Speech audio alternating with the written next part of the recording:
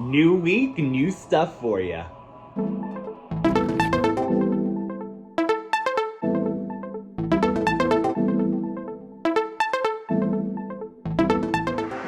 Hi Radical Ones, welcome back to It Came From the Basement. I am your host as always, Radical Ryan Hunter from the Radical Retro Rewind podcast, new every Friday. I dug in the basement and I found some random stuff from different properties, but I'm trying to tie them together. First off, I am bringing you a She-Ra, Princess of Power VHS from 1985. These were the ones that I remember renting from my local library as a kid. And this has 2 episodes, The Laughing Dragon and A Talent for Trouble, where Orko comes to guest star from He-Man. I am She-Ra! And here is the tape. And look, the label fell off from the top. Another VHS tape I have for you is Mania, a documentary that I got, my God, when is this from? In 1989, this VHS. And I loved Batman, and I especially loved the 60s Batman, and this was the history up until that point of Batman, the story of Batman, and 45 minutes, color and black and white. At the time, I got to see different interpretations of Batman that I never knew existed. Just so cool that I was able to find this again after so long. While finding stuff for this week's episode, I came across Dino Crisis #1, the sister series to Resident Evil in a way, both made by Capcom. This is from 1999.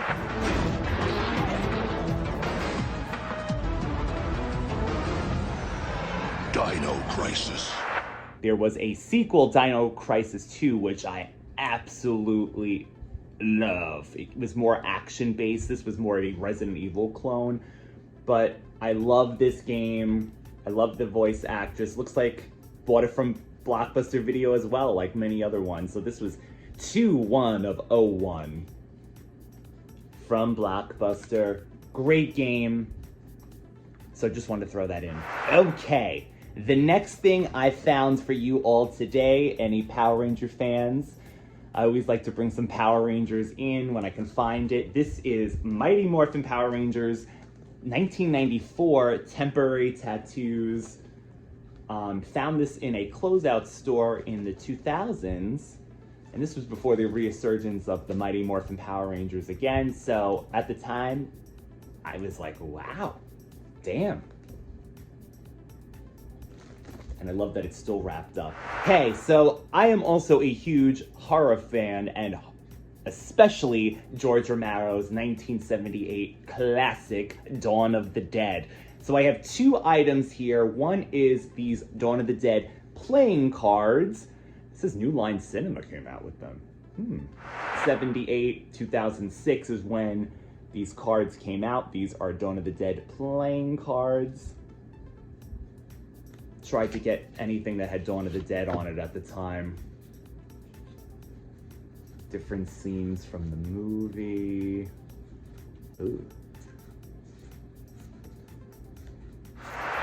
I do enjoy the Dawn of the Dead remake for what it is. So at the time, they were supposed to come up with a movie comic that was based on the original remake's script. And I remember having pre-ordered this comic book, and it was like years after the movie came out, maybe a year or 2, and they still hadn't produced this. And at a certain point, I'm just like, you know, is this company legit? What's going on? I was ready to contact the Better Business Bureau. And then finally, they canceled the comic, evidently.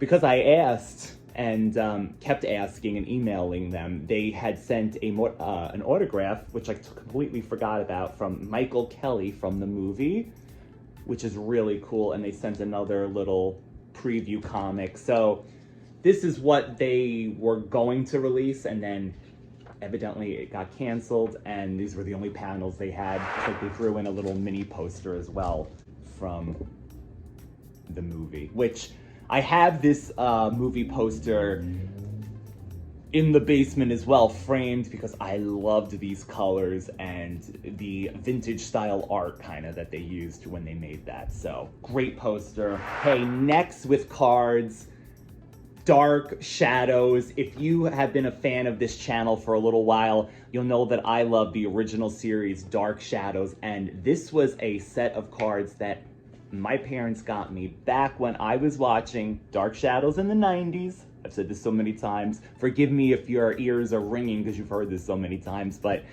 early 90s, the 5th grade, I was obsessed with that and the reruns on Dark Shadows, and I remember there was something on the bottom of the screen that you would mail away. You sent a certain amount and you would get this card set. And look, here is my lifetime membership to the Dark Shadows fan club, which, does this still get me anything, Dark Shadows fan club? I used to get your newsletters. You don't send those anymore either. But I digress. So here is a trading card set from 1993. All images of the original Dark Shadows series. And I have to tell you, the box looks like this because I was a nut as a kid and would bring this around if we went to families' houses, and I would just go through this as I was bored and think about episodes that I hadn't seen at the time. That's my life. That's Radical Ryan Hunter in the 5th grade. So you can imagine how I grew up today. 2 more Dark Shadows items. A Dark Shadows original series digest book from 2012. And this was a reprinting of the original Dark Shadows little digest they came out with back in the day when the series was originally on. And more Dark Shadows is Return to Collinwood by Catherine Lee Scott, one of the best known actresses from the series, and she's written so many things about Dark Shadows and does so many things for Dark Shadows. This was the audiobook of her book, Return to Collinwood. The last of Dark Shadows is these Dark Shadows comics from the 90s that I had ordered on eBay, probably early 2000s, for the short-lived reboot that was on NBC late night that famously got canceled because it was on during the war and no one was watching Dark Shadows that late at night when there's war coverage on. But this is from the short-lived Dark Shadows. I have a Tomb Raider and Witchblade crossover comic from Top Cow Comics. And then they came out with a second one eventually. A fan of the Witchblade TV series starring Yancy Butler back in the day, and of course Lara Croft. And then I got into the Witchblade comics and toys for a little while, but this was mainly at the time because of Lara Croft. Premium from Pizza Hut back when the X-Men animated series was in its heyday. I remember they had so many different promos with, I think they had cups, and you get your little personal pan pizza, and you would get a comic book from the X-Men. You can get a personal pan pizza X-Men cup and one of 4 all-new exclusive edition X-Men comic books. You won't get this X-Men experience anywhere else, no doubt about it. A little promo, collect all 4, and there's the Pizza Hut logo. 1993 Pizza Hut. And lastly, for all my Thundercats fans, I have 2 original Thundercats comics from Marvel back when the series was on. So this basically retells the story of Exodus, the first episode of the Thundercats. Look at this. Look at these ads inside. Well, it's a Thundercats comic, but we got She-Ra and He-Man. Oh, man. Ooh. And finally, from Thundercats, these were from Wildstorm. Thundercats came back for a little while, and they did a more serious, adult kind of esque take on the series with this miniseries, Dogs of War, with my New York accent. Dogs of War, where Mumra and Lion-O had to fight together to try to battle a group of dogs. I guess that would be the Thundercats' greatest enemies. Oh, it looks like I have 2 of these for some reason.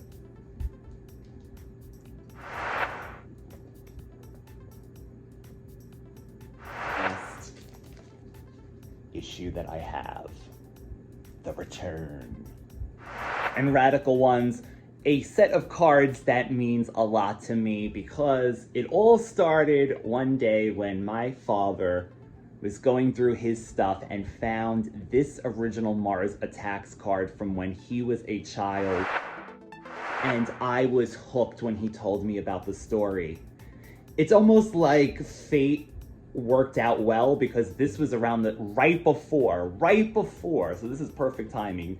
The Tim Burton, did he make the Mars Attacks movie, came out? So I had already known about this series prior to that, thanks to my father in this card.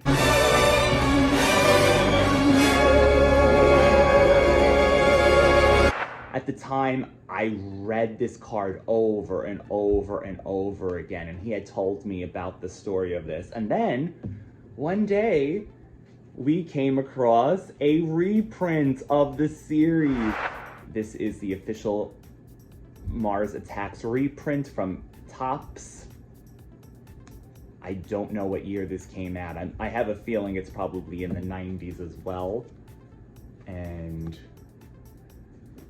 I will say the card images are blurry, so I don't know how they did this reissue back in the day, if they didn't have the technology or they scanned cards to do it, but this tells a story, and it is a brutal story, when aliens came to the Earth and basically killed everything. But at the end, the final card, right? This is the final card. There was one more after this. I found out that the Earth won, and I always wanted to hear the story, and then I was able to go through each card and hear and see what happened. So love that. It holds so much nostalgia because of the memories of my father as well, and him loving Mars Attacks. So I will always remember these cards for that and my father.